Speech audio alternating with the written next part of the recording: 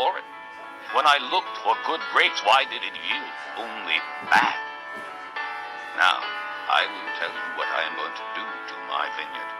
I will take away its hedge, and it will be destroyed. I will break down its wall, and it will be trampled.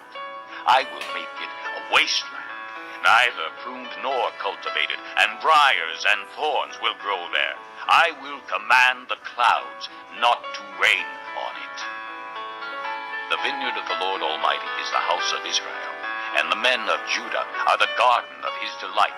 And he looked for justice, but saw bloodshed, for righteousness, but heard cries of distress. Woe to you who add house to house, and join field to field, till no space is left, and you live alone in the land. The Lord Almighty has declared in my hearing, surely the great houses will become desolate, the fine mansions left without occupants. A 10-acre vineyard will produce only a bath of wine, a homer of seed, only an ephah of grain.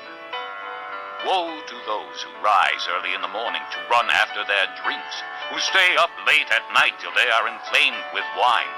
They have harps and lyres at their banquets, tambourines and flutes and wine, but they have no regard for the deeds of the Lord, no respect for the work of his hands. Therefore my people will go into exile for lack of understanding. Their men of rank will die of hunger, and their masses will be parched with thirst. Therefore the grave enlarges its appetite, and opens its mouth without limit. Into it will descend their nobles and masses with all their brawlers and revelers. So man will be brought low, and mankind humbled, the eyes of the arrogant humbled. But the Lord Almighty will be exalted by his justice, and the holy God will show himself holy by his righteousness. Then sheep will graze as in their own pasture. Lambs will feed among the ruins of the rich. Woe to those who draw sin along with cords of deceit, and wickedness as with cart ropes. To those who say, let God hurry, let him hasten his work so we may see it. Let it approach. Let the plan of the Holy One of Israel come so we may know it.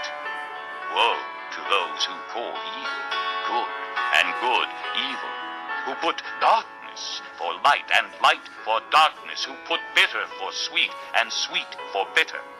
Woe to those who are wise in their own eyes, and clever in their own sight. Woe to those who are heroes at drinking wine, and champions at mixing drinks, who acquit the guilty for a bribe, but deny justice to the innocent. Therefore, as tongues of fire lick up straw, and as dry grass sinks down in the flames, so their roots will decay, and their flowers blow away like dust. For they have rejected the law of the Lord Almighty, and spurned the word of the Holy One of Israel. Therefore the Lord's anger burns against his people. His hand is raised, and he strikes them down. The mountains shake, and the dead bodies are like refuse in the streets. Yet for all this, his anger is not turned away. His hand is still upraised. He lifts up a banner for the distant nations. He whistles for those at the ends of the earth.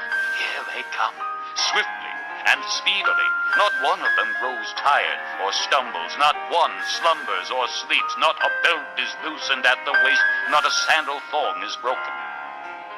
Their arrows are sharp. All their bows are strung.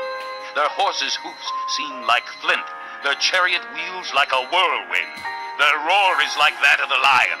They roar like young lions. They growl as they seize their prey and carry it off with no one to rescue. In that day they will roar over it like the roaring of the sea. And if one looks at the land, he will see darkness and distress. Even the light will be darkened by the clouds. Chapter 5. I will sing for the one I love a song about his vineyard. My loved one had a vineyard on a fertile hillside. He dug it up and cleared it of stones and planted it with the choicest vines. He built a watchtower in it and cut out a winepress as well. Then he